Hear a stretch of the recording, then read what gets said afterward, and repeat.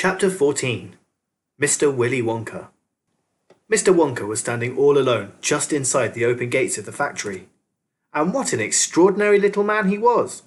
He had a black top hat on his head, he wore a tailcoat made of beautiful plum-coloured velvet, his trousers were bottle green, his gloves were pearly grey, and in one hand he carried a fine, gold-topped walking cane. Covering his chin there was a small, neat, pointed black beard, a goatee, and his eyes were most marvellously bright. They seemed to be sparkling and twinkling at you all the time. The whole face, in fact, was alight with fun and laughter. And oh, how clever he looked! How quick and sharp and full of life! He kept making quick, jerky little movements with his head, cocking it this way and that, and taking everything in with those bright, twinkling eyes. He was like a squirrel in the quickness of his movements, like a quick, clever old squirrel from the park. Suddenly, he did a funny little skipping dance in the snow, and he spread his arms wide, and he smiled at the 5 children who were clustered near the gates, and he called out, "Welcome, my little friends! Welcome to the factory!" His voice was high and fluty. "Will you come forward one at a time, please?" he called out, "and bring your parents, then show me your golden ticket and give me your name. Who's first?" The big fat boy stepped up. "I'm Augustus Gloop," he said. "Augustus!" cried Mr. Wonka, seizing his hand and pumping it up and down with terrific force. "My dear boy, how good to see you! Delighted, charmed, overjoyed to have you here with us. And these are your parents? Oh, how nice! Come in, that's right, step through the gates."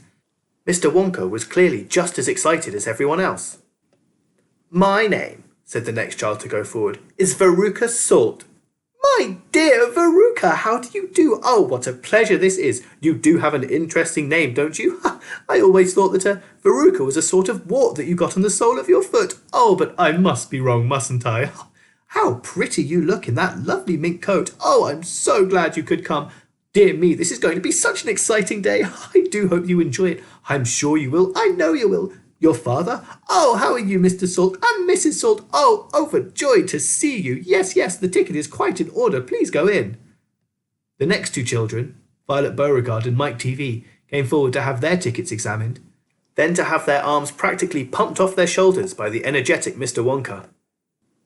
And last of all, a small, nervous voice whispered, "Charlie Bucket?"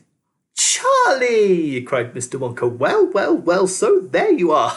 Oh, you're the one who found your ticket only yesterday, aren't you? Yes, I read about it in the morning papers. Just in time, my dear boy, I'm so glad, so happy for you. And this? Your grandfather, delighted to meet you, sir, overjoyed, enraptured, enchanted. All right, excellent. Is everybody in now? 5 children? Yes, good. Now, will you please follow me? Our tour is about to begin. But do keep together. Please don't wander off by yourselves. I shouldn't like to lose any of you at this stage of the proceedings. Oh, dear me, no." Charlie glanced back over his shoulder and saw the great iron entrance gate slowly closing behind him. The crowds on the outside were still pushing and shouting. Charlie took a last look at them. Then, as the gates closed with a clang, all sight of the outside world disappeared. "Here we are," cried Mr. Wonka, trotting along in front of the group. "Through this big red door, please. That's right, it's nice and warm inside. I have to keep it warm inside the factory because of the workers. Oh, my workers are used to an extremely hot climate. They can't stand the cold. They'd perish if they went outside in this weather. They'd freeze to death." "But who are these workers?" asked Augustus Gloop. "All in good time, my dear boy," said Mr. Wonka, smiling at Augustus. "Be patient, you shall see everything as we go along. Are all of you inside? Good. Oh, would you mind closing the door? Thank you." Charlie Bucket found himself standing in a long corridor that stretched away in front of him as far as he could see. The corridor was so wide that a car could easily have been driven along it. The walls were pale pink, the lighting was soft and pleasant. "How lovely and warm," whispered Charlie. "Oh, I know, and what a marvellous smell," answered Grandpa Joe, taking a long deep sniff. All the most wonderful smells in the world seemed to be mixed up in the air all around them. The smell of roasting coffee and burnt sugar and melting chocolate and mint and violets and crushed hazelnuts and apple blossom and caramel and lemon peel. And far away in the distance, from the heart of the great factory, came a muffled roar of energy, as though some monstrous gigantic machine was spinning its wheels at breakneck speed. Now this, my dear children, said Mr. Wonka, raising his voice above the noise, this is the main corridor. Will you please hang your coats and hats on those pegs over there? Then follow me. That's the way. Good. Everyone ready? Come on then, here we go.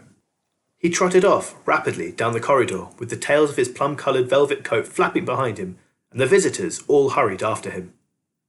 It was quite a large party of people, when you came to think of it. There were 9 grown-ups and 5 children, 14 in all. So you can imagine that there was a great deal of pushing and shoving as they hustled and bustled down the passage, trying to keep up with the swift little figure in front of them. Come on, cried Mr. Wonka, get a move on, please. We'll never get around today if you dawdle like this. Soon he turned right off the main corridor, into another slightly narrower passage. Then he turned left, then left again, then right, then left, then right, then right, then left. The place was like a gigantic rabbit warren, with passages leading this way and that in every direction. Don't you let go of my hand, Charlie, whispered Grandpa Joe. Notice how all these passages are sloping downwards, called out Mr. Wonka. We are now going underground.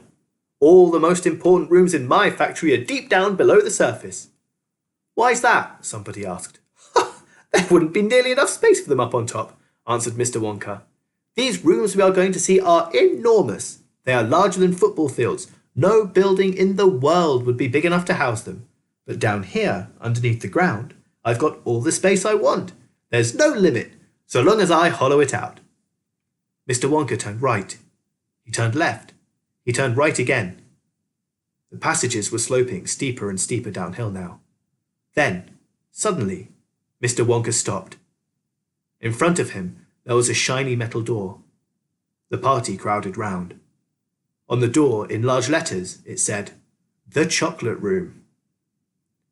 Join us next time for Chapter 15, The Chocolate Room.